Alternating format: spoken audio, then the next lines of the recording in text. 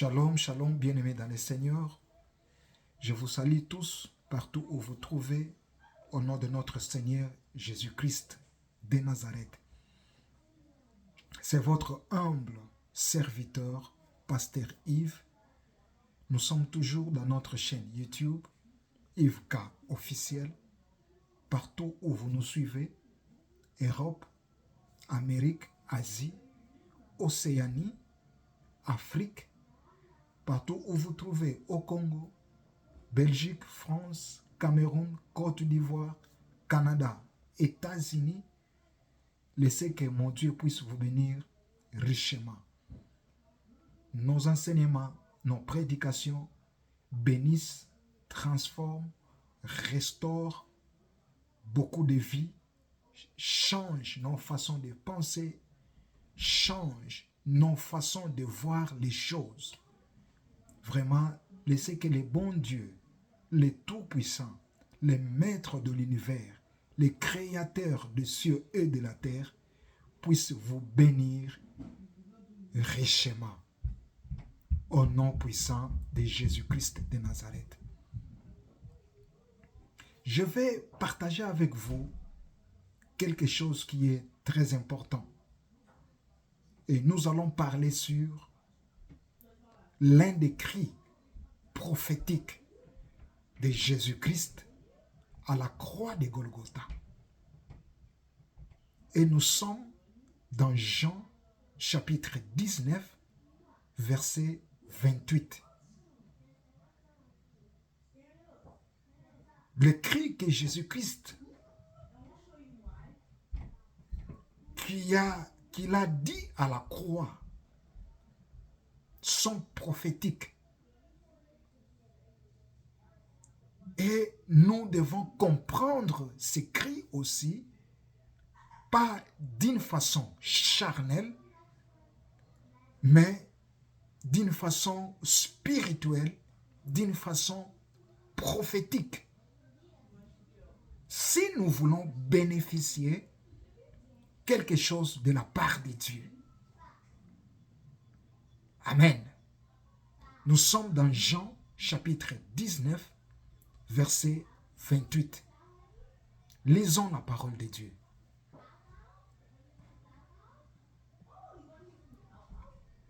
Après cela, Jésus qui savait que tout était déjà consommé, dit enfin que l'écriture fut accomplie. J'ai soif. On peut aller jusqu'au verset 29. Il y avait là un vase plein de vinaigre. Les soldats en remplirent une éponge et l'ayant fixé à une branche d'hysope, ils l'approchèrent de sa bouche. Amen. Je reprends encore pour une meilleure compréhension. Après cela, Jésus, qui savait que tout était déjà consommé, dit enfin que l'écriture fut accomplie. J'ai soif. Il y avait là un vase plein de vinaigre. Les soldats en remplirent une éponge et l'ayant fixé à une branche d'hysope, ils l'approchèrent de sa bouche. Parole du Seigneur. Amen. Nous allons parler de l'un des cris prophétiques de Jésus-Christ qu'il a dit à la croix, j'ai soif. J'ai soif. C'est un cri de Jésus. Jésus-Christ à la croix dit, j'ai soif. J'ai soif.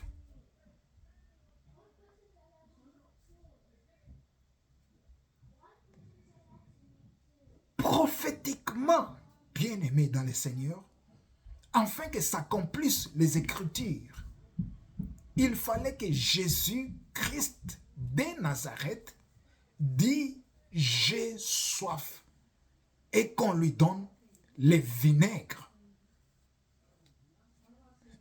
Amen. Je dis bien, prophétiquement, afin que s'accomplissent les Écritures, il fallait que Jésus-Christ dise, j'ai soif. Et enfin qu'aussi qu'on lui donne le vinaigre. Amen. Ce n'est pas par hasard.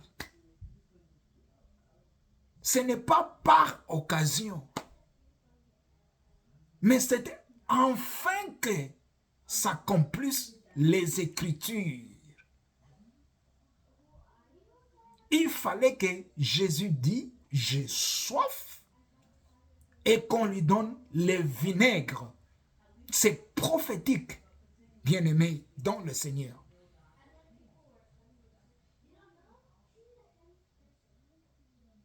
Symboliquement, quand on parle de vinaigre, le vinaigre qu'on a donné à Jésus-Christ représente ou bien symbolise l'amertume,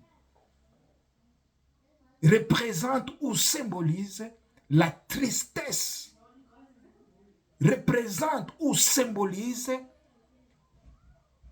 des inquiétudes.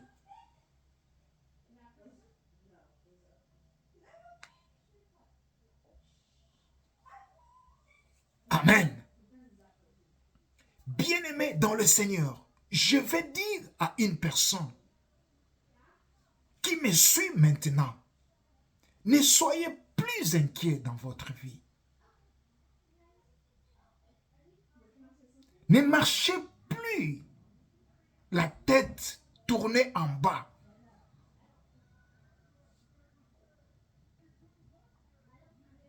Ne marchez plus triste. À la croix de Golgotha, il y a quelqu'un qui a pris le vinaigre. À la croix de Golgotha, il y a quelqu'un qui a pris ton amertume. À la croix de Golgotha, il y a quelqu'un qui a pris tes inquiétudes. À la croix de Golgotha, il y a quelqu'un qui a pris ton amertume. Et cet homme, il s'appelle Jésus-Christ de Nazareth. Tu dois croire en lui et tu dois accepter ce que Jésus-Christ a fait à la croix de Golgotha. C'était pour toi, pour te rendre heureux.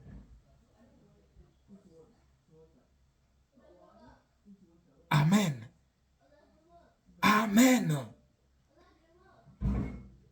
Il fallait que les Écritures puissent s'accomplir et que Jésus-Christ dit, j'ai soif, et qu'on lui donne le vinaigre. Jésus-Christ a pris ton vinaigre.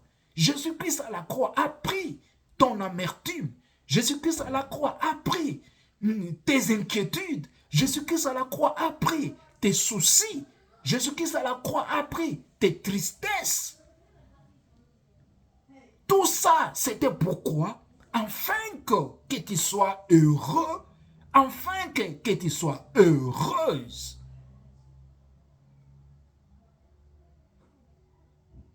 Amen. Amen. Amen. Alléluia. Bien-aimé dans le Seigneur, laisse-moi te dire quelque chose. Même quand les soucis te terrassent, même quand la tristesse nous dépasse, laisse-moi te dire, n'oublie jamais ce que Jésus-Christ a fait pour toi à la croix de Golgotha. Même si quand tu es surpassé de problèmes, même si quand la tristesse prend place en toi, n'oublie pas que Jésus-Christ a pris ton vinaigre. N'oublie pas que Jésus-Christ a pris ton amertume. N'oublie pas que Jésus-Christ a pris ta tristesse afin que tu sois heureuse toute ta vie.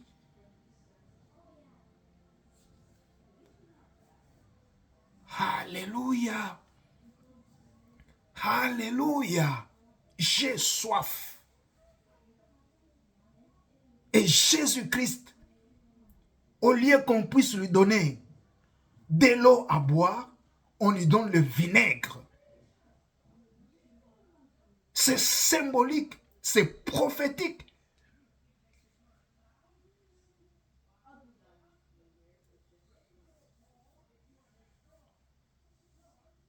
Amen. N'oublie jamais que Jésus-Christ a pris ton amertume. N'oublie jamais que Jésus-Christ a pris ta tristesse. N'oublie jamais que Jésus-Christ a pris tout ce qui te dérangeait, tout ce qui te rend mal à l'aise, afin que tu sois heureux dans la vie, afin que ta vie soit heureuse, bien-aimé dans le Seigneur. Amen. Des fois, je me demande, et je vois surtout beaucoup de gens, oui, quand on a un problème, on dit à Dieu, Dieu, j'ai un problème, donne-moi la solution, donne-moi la solution. Mais quand nous sommes tristes, on n'arrive pas à donner notre tristesse à Dieu. Quand nous sommes dans l'amertume, on n'arrive pas. Pourquoi? Et nous devons toujours se souvenir de ce que Jésus-Christ a fait à la croix. Jésus-Christ a pris le vinaigre, qui signifie Jésus-Christ a pris notre amertume, Jésus-Christ a pris notre tristesse, Jésus-Christ a pris nos soucis. Ce n'est pas en vain, afin que toi et moi, afin que nous soyons heureux, afin que nos vies soient heureuses, bien-aimés dans le Seigneur. Alléluia. Alléluia. Alléluia. Je sais que nous allons développer ça beaucoup plus et il faut toujours nous rappeler de l'œuvre, des œuvres de Jésus-Christ à la croix, ce que Jésus-Christ a fait à la croix. Et si vous voulez toujours suivre nos enseignements, allez-y dans notre chaîne YouTube et vous allez comprendre et vous allez voir, il y a plusieurs enseignements qui sont là. Amen. C'est très important. Jésus-Christ dit, j'ai soif. J'ai soif. Alléluia. J'ai soif. Je vais te donner une autre révélation. Je vais te donner une deuxième révélation. Jésus-Christ dit, j'ai soif. Or, avant que Jésus-Christ puisse dire, tout est accompli, Jésus-Christ a premièrement dit, j'ai soif.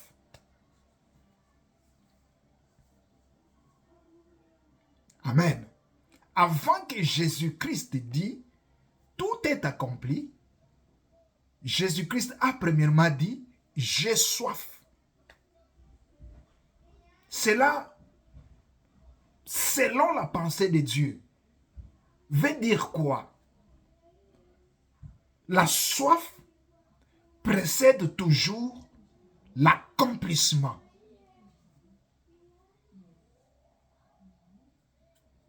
Amen. La soif précède toujours l'accomplissement. Avant que l'accomplissement arrive, tout commence toujours par la soif. Dieu bénit toujours les gens qui ont soif de la bénédiction. Dieu élève toujours les gens qui ont soif de l'élévation ou bien les gens qui ont soif de la grandeur. Alléluia. Alléluia. Dieu donne toujours aux gens qui ont soif de recevoir quelque chose de la part de Dieu. Alléluia. Dieu donne toujours de l'onction, remplit toujours de l'onction aux gens qui ont soif de l'onction.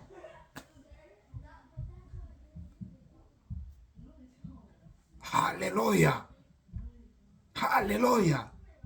On a vu, avant tout est accompli, il y a j'ai soif. La soif précède toujours l'accomplissement. Avant d'arriver à l'accomplissement, il faut toujours avoir soif. Si tu veux vivre une vie heureuse, commence premièrement à avoir soif de cette vie-là. Si tu veux être supérieur, commence à avoir soif de la supériorité. Si tu veux être grand,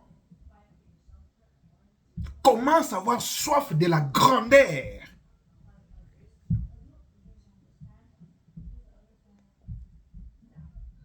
Si tu veux voir les choses surnaturelles dans ta vie, le secret est là. Commence à avoir soif de surnaturel. Le secret est là.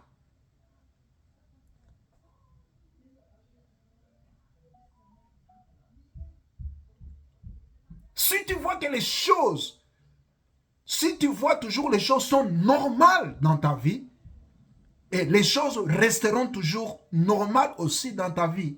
Mais si tu veux aspirer à la grandeur, si tu veux voir la supériorité, si tu veux atteindre là où que tu n'as jamais atteint, commence à avoir soif de cette grandeur-là, de ce que tu vois, de ce niveau-là que tu n'as jamais atteint.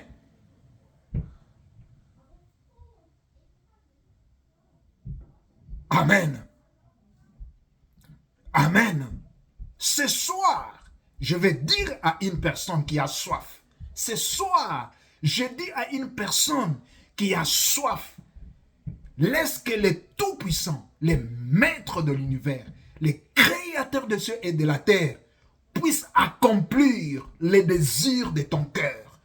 Si tu as soif, tu verras la main de Dieu. Si tu as soif de quelque chose, Dieu va accomplir cela. Si tu as soif de la grandeur, tu verras la grandeur, tu verras l'élévation de Dieu. Si tu as soif de quelque chose, Dieu te le donnera au nom puissant de Jésus-Christ de Nazareth. Est-ce que tu as soif pour arriver à l'accomplissement? J'ai vu beaucoup de gens, c'est pendant que les situations sont mauvaises, c'est en ce moment-là qu'ils pensent que je vais quitter le pays, je vais aller en Europe, je vais aux États-Unis, je vais au Canada. Mais quand les situations, ou bien sa situation est bonne, est normale, il ne pense jamais à ça. Mais après, il commence à regretter maintenant. Je vais faire comment? Je vais faire comment? Les choses sont difficiles. Les choses sont difficiles. Les choses ne marchent pas. Mais il pense à ça quand seulement les choses deviennent difficiles. Mais quand les choses étaient bonnes, quand tout était normal, tu étais où? Qu'est-ce que tu faisais? Non, c'est là, ce sont des sentiments qui viennent. Des fois, ce ne sont pas les désirs qui viennent du cœur. Ce n'est pas les désirs qui viennent du cœur. Ce sont des sentiments. Et quand il y a encore, tout devient normal, tout devient bien, ce que tu pensais faire, tu ne penses plus y arriver. Non. Quelqu'un qui a la soif, qui a les désirs, qui vient du cœur, il prie Dieu. il pense à ça, il croit à ça. Et Dieu est toujours là pour accomplir à quelqu'un qui a la soif. Dieu est toujours là pour accomplir quelqu'un qui a soif de quelque chose, quelqu'un qui a soif de la bénédiction, quelqu'un qui a soif de l'élévation, quelqu'un qui a soif de la grandeur, quelqu'un qui a soif de quelque chose. Dieu va toujours accomplir. Mais pas un sentiment qui vient après qui disparaît, non.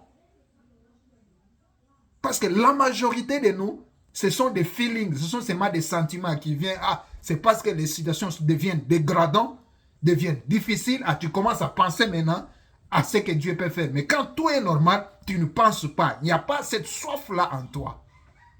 N'oubliez pas, la soif précède l'accomplissement. Amen. Amen. Que Dieu nous bénisse richement. Nous allons continuer à cela parce qu'il y a de la profondeur. C'est très prophétique. Il y a beaucoup de choses que nous devons parler par là. Que Dieu vous bénisse richement. C'est votre humble serviteur, Pasteur Yves. Nous sommes dans Yves K officiel, YouTube. Suivez-nous. Au nom puissant de Jésus-Christ de Nazareth. Soyez tous bénis. Amen.